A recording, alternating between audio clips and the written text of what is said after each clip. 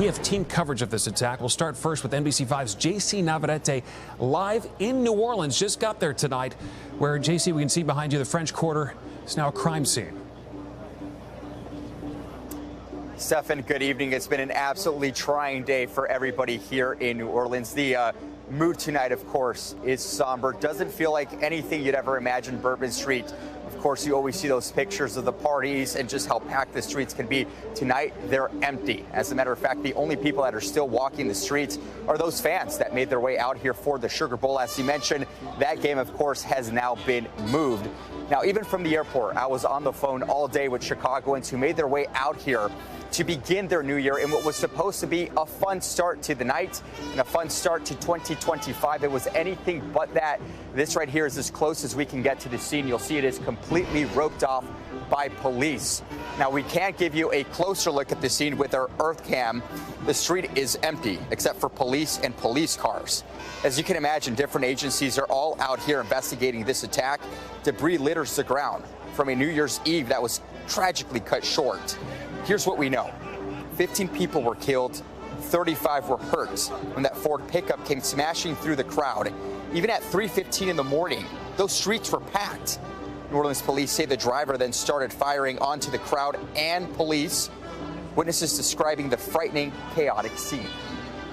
I mean, it all just happened so quickly, but the guy in the pickup truck just punched the gas and mowed over the barricade and hit a pedicab passengers.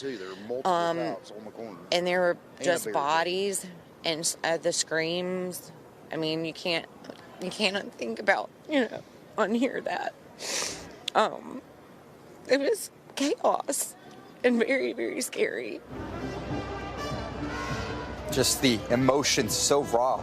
So difficult to hear that soundbite. Well, the truck driver was shot dead by police. He has been identified as 42-year-old Shamsuddin Jabbar, a U.S. citizen and an Army veteran. Now, we have been digging into his background all day long and his possible ties to ISIS. For that part of the story, I want to send things back to you, Stefan. Navarrete in the French Quarter tonight near Bourbon Street. What a remarkable scene there tonight, JC. Thank you. More team coverage. Let's go to NBC5's Randy Gyllenhaal, as you mentioned. Still a lot of questions, Randy. Questions about the man accused of carrying out this attack. Right. So the FBI says it is possible this suspect had help. He is from Texas. He was born there, served in the military. And investigators say he also posted videos on social media praising ISIS right before driving to the French Quarter. Carnage on 3 blocks of Bourbon Street. Police continue searching for possible explosives, while in Texas near Houston, FBI agents searched this property linked to the suspect, 42-year-old Shamsuddin Jabbar. Police say he drove a rented pickup truck to New Orleans and slammed into a New Year's crowd of hundreds. Bodies just mangled, and everyone had disappeared. It was dead silence. You could hear a pin drop. These men saw the horrific aftermath from a balcony. He had tire marks on his back. Whenever they rolled him over, he had tire marks on the front, and you could clearly see he was crushed. The FBI launching a terrorism investigation. An ISIS flag was located on the trailer hitch of the vehicle, saying the suspect died in a shootout with police and explosives were found in the truck and placed nearby. Other potential IEDs were also located in the French Quarter. As of now, 2 IEDs have been found and rendered safe. We do not believe that Jabbar was solely responsible. We are aggressively running down every lead, including those of his known associates. The attack at 3:15 a.m. came hours before the Sugar Bowl, college football postponing the championship game. We want to make it clear, the Superdome and the surrounding area is safe. New Orleans will also host Mardi Gras and the NFL Super Bowl next month.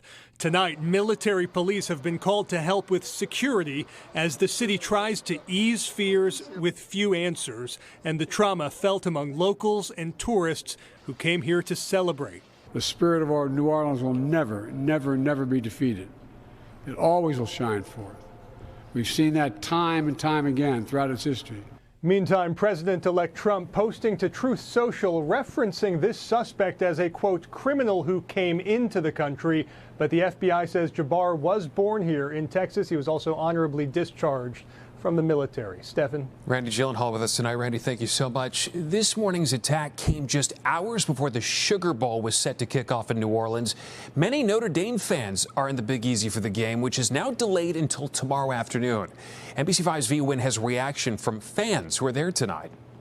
Security measures at an all-time high in New Orleans following the terror attack. I've never been to New Orleans on New Year's Day, so I can't say exactly what looks different, but I have noticed an increased police presence from yesterday. Sheila Doak from Rock Island says she's in town for the game to cheer on her son Charles, who plays for the University of Notre Dame. We just came out of Mass at the cathedral, so we prayed for the family and their victims. When I checked my messages, one of my Notre Dame moms has a friend who knew someone who died, so we're definitely concerned about and praying for all those involved. Officials pushing back the highly anticipated bowl matchup between Notre Dame and Georgia until Thursday. The Sugar Bowl, the second oldest bowl game in the country with a 90-year history. For the citizens out there that were saying, well, man, do I really want to go to the Sugar Bowl tomorrow? I tell you one thing, your governor's going to be there.